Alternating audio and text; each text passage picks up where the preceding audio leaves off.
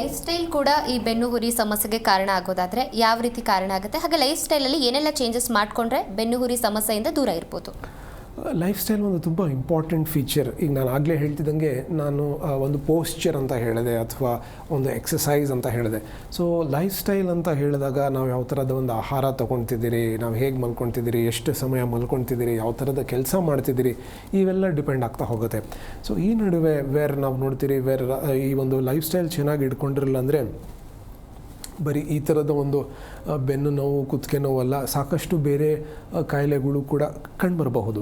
So ಈಗ life style ಚೆನ್ನಾಗಿ ಇಟ್ಕೊಂಡಿರಲ್ಲ, like for example ಈಗ ನಾವು ಒಂದೇ ಕಡೆ ಕೂತಿ ನಾವು ಕೆಲಸ ಮಾಡ್ತಿದ್ದೀರಿ. ಈ ನಡುವೆ ವರ್ಕ್ ಫ್ರಮ್ ಹೋಮ್ ಕಲ್ಚರ್ ಇರೋದ್ರಿಂದ ಸಾಕಷ್ಟು ಜನ 13 ಗಂಟೆ 14 ಗಂಟೆ ಒಂದೇ ಕಡೆ ಕೂತಿ ಕೆಲಸ ಮಾಡ್ತಾರೆ, ಅಥವಾ ಕೆಲಸದಲ್ಲಿ ಬ್ರೇಕ್ ತೊಗೊಂಡ್ರೂ ಕೂಡ ಫಿಸಿಕಲ್ ಆ್ಯಕ್ಟಿವಿಟಿ ತುಂಬಾ ಕಡಿಮೆ ಆಗ್ತಾಯಿದೆ.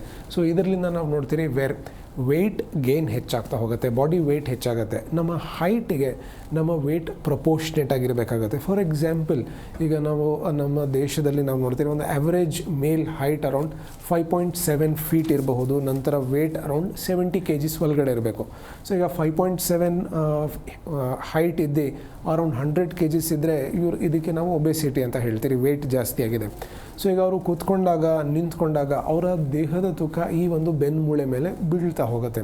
ಸೊ ಈಗ ಈ ವೆಯ್ಟ್ ಹೆಚ್ಚಾಗಿದ್ದಾಗ over a period of time ಆ ಬೆನ್ನು ಮೂಳೆ ಮಧ್ಯ ಏನು ಒಂದು ಸ್ಪೇಸ್ ಇರುತ್ತೋ ಆ ಸ್ಪೇಸ್ ಕ್ರಮೇಣ ಕಡಿಮೆ ಆಗ್ತಾ ಹೋಗುತ್ತೆ. ಬಿಕಾಸ್ ಅದು 100 kg ತಡೆಯೋ ಅದಲ್ಲಿ ಕೆಪಾಸಿಟಿ ಇರೋದಿಲ್ಲ.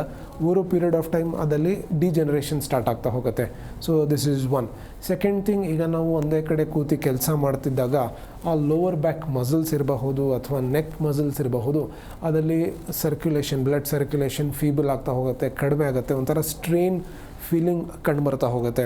ನಂತರ ನಾವು ನೋಡ್ತೀರಿ ಎದ್ದು ನಾವು ಸ್ವಲ್ಪ ಓಡಾಡಿದಾಗ ಅಥವಾ ಸ್ವಲ್ಪ ನಾವು ಸ್ಟ್ರೆಚಸ್ ಮಾಡಿದಾಗ ಆ ನೋವು ಅಥವಾ ಸ್ಟ್ರೇನ್ ಫೀಲಿಂಗ್ ಕಡಿಮೆ ಆಗುತ್ತೆ. ಸೊ ಇದರ ಅರ್ಥ ಆ ಮಸಲ್ಸ್ ವೀಕ್ ಆಗ್ತಿದೆ ಅಂತ. ಸೊ ಇದಕ್ಕೆ ನಾವು ಟೋನ್ ಅಪ್ ಮಾಡಬೇಕು, ಇದಕ್ಕೆ ನಾವು ಎಕ್ಸಸೈಸ್ ಮಾಡಬೇಕಾಗತ್ತೆ. ಜಿ ಕನ್ನಡ ನ್ಯೂಸ್ ಈಗ ನಿಮ್ಮ ಮನೆಯಲ್ಲೇ ನೋಡಿ, ಎಲ್ಲ ಕೇಬಲ್ಗಳಲ್ಲಿ ಈಗ ಲಭ್ಯ.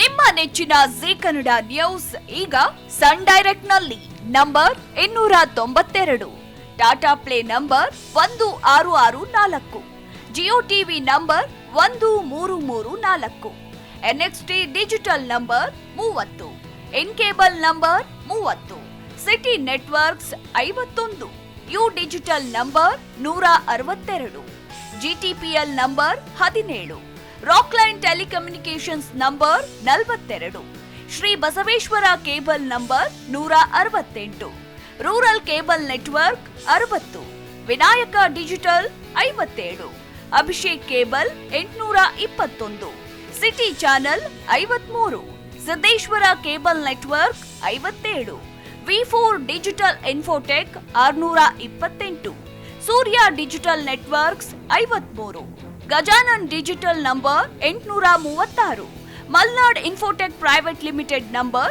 56, Metrocast number 830, Victory digital number 167ರಲ್ಲಿ ನೋಡಿ ಆನಂದಿಸಿ.